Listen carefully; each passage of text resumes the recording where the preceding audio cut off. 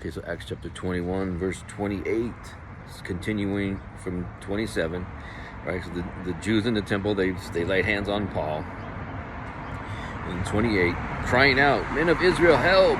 This is the man that teacheth all men everywhere against the people and the law in this place, and further brought Greeks also into the temple, and hath polluted this holy place."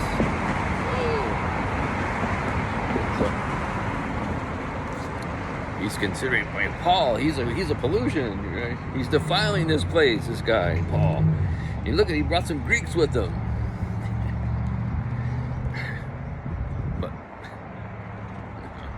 they still weren't allowing the God of Abraham, Isaac, and Jacob, and the true salvation of Jesus Christ, to be presented to the Greeks, the Jews in the temple. So they think Paul comes in there with these Greeks believers, and they're polluting us, they're defiling the temple. Look at this, right? And then verse 29, for they had seen before with him in the city Trophimus, an Ephesian, whom they supposed that Paul had brought into the temple. So now they're making accusations, they're making assumptions, right? An Ephesian he brought in. Oh no. And then verse 30, and all the city was moved, and the people ran together, and they took Paul and drew him out of the temple, and forthwith the doors were shut. He got booted out. Look, get out of here.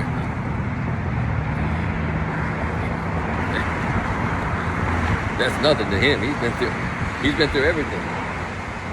He got kicked out, no problem. And then verse 31.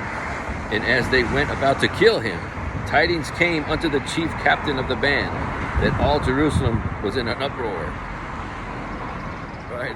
They caught the enemy number one. Right?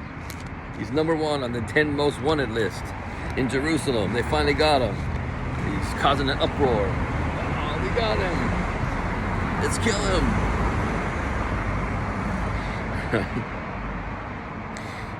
All Jerusalem was in uproar. And then verse 32, who immediately took soldiers and centurions and ran down unto them. And when they saw the chief captains and the soldiers, they left beating of Paul.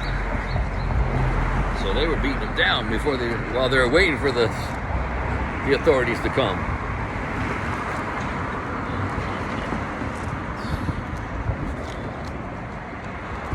And then, verse 33, then the chief captain came near and took him and commanded him to be bound with 2 chains, and demanded who he was and what he had done.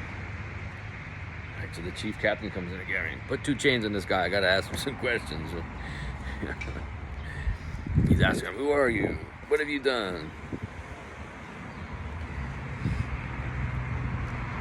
And then verse 34, and some cried one thing, some another, among the multitude. And when he could not know the certainty for the tumult, he commanded him to be carried into the castle. Everybody shouting one thing or another. No, he did this. No, he did that.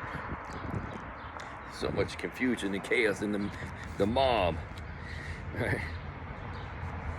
So he's like, oh, I gotta get this guy out of here. Take him to the castle. And then verse 35. And when he came upon the stairs, so it was that he was born of the soldiers for the violence of the people. He was born of the soldiers, so like burdened, born. So he's getting to the stairs, like all the mobs, the pitchforks and and the torches and the tars, and feather. They're still after him. They want to kill him. And so he gets to the stairs, and the soldiers had to pick him up and carry him up the stairs because of the violence of the people. They don't want to be told that they're wrong. Oh no. What do you mean? We're all how could all these millions and billions of people on the earth be wrong with this? With this another Jesus that's in there on the crucifix, a graven image. We can't be wrong. And look, How could all of us be wrong? They're putting their faith on the multitude of people. They're putting their faith on the broad way. But Jesus said, broad is the way that leads to destruction. So, don't put your faith in the multitude. You're not going to make it.